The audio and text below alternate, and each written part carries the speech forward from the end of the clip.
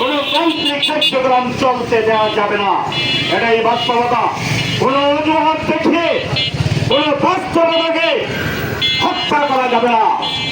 আমাদের বর্তমান সিচুয়েশনে, বর্তমান পরিস্থিতিতে বাংলাদেশে সকল মানুষের দেখভাল করার দায়িত্ব বাংলাদেশ সরকারের। তাই বলতে চাই, আজকে বিভিন্ন ডকুমেন্টের মাধ্যমে, বিভিন্ন সমালোচনার মাধ্যমে দেখেন, আজকে যেই আশা নিয়ে জুলাই বিপ্লব হয়েছে, বাংলাদেশে 8 কোটি মানুষ শ্রমজীবী মেহনতি মানুষ।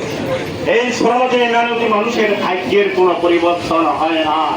কেন হয় নাই জানেন? ওই জাতীয় সংসদে শ্রমিকের কোনো প্রতিনিধি নাই, যার কারণে শ্রম আইন জাতীয় সংসদে 5 মিনিটে পাস হয়ে যায়।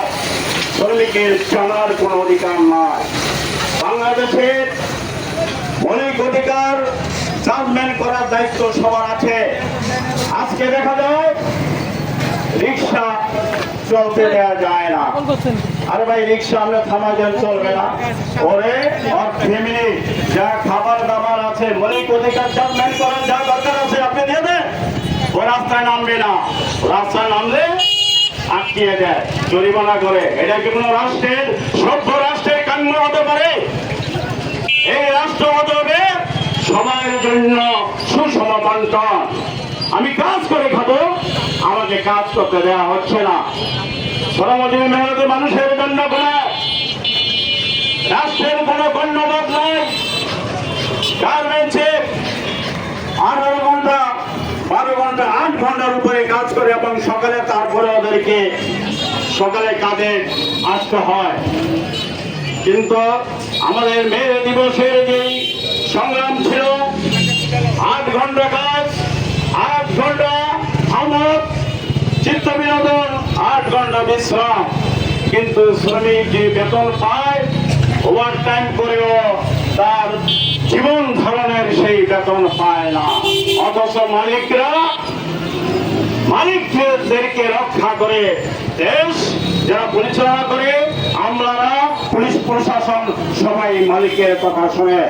আজকে সময় এসেছে, আমরা ছাড়া বাংলাদেশে যত ধরনের শ্রমিক আছে সব দলকে দেখা হয়েছে, সব দলকে বোঝা হয়েছে।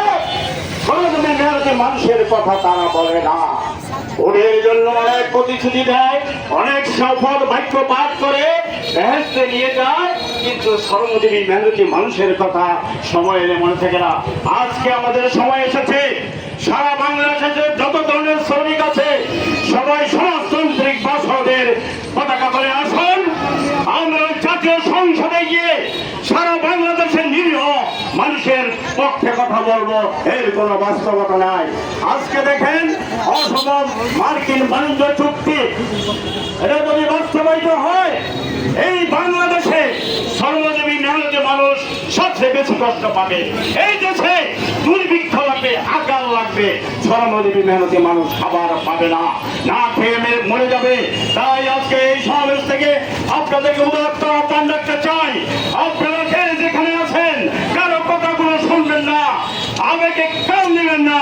শ্রমজীবী মানুষের কথা যেখানে বলে, অধিকারের কথা বলে, সেখানে সমাজতান্ত্রিক শ্রমিক ফ্রন্ট, সমাজতান্ত্রিক বাসদের পক্ষে আপনারা সমবেত হয়ে আজকে আমরা শ্রমজীবী মেহনতি মানুষের অধিকার আদায়ের লক্ষ্যে আমরা সবাইকে একটা সুন্দর ভালো একটা দেশ উপহার দিব, যাতে আমরা এই দেশের মানুষ, শ্রমজীবী মেহনতি মানুষ, যাতে আমরা ঠিক মতো আমরা চলতে পারি। এই আহ্বান রেখে এবং মার্কিন চুক্তির বিরোধিতা করে সবাইকে সম্পৃক্ত হওয়ার জন্য ঘরে বসে না থেকে বাসদের পতাকা তুলে এসে এই অসম চুক্তির বিরুদ্ধে আমরা স্লোগান তুলে এই চুক্তি মানে না, এই চুক্তি প্রত্যাহার করতে হবে। সবাইকে ধন্যবাদ জানিয়ে আমি আমার বক্তব্যের কারণে শেষ করছি। সংগ্রামী সালাম রইল সবাইকে।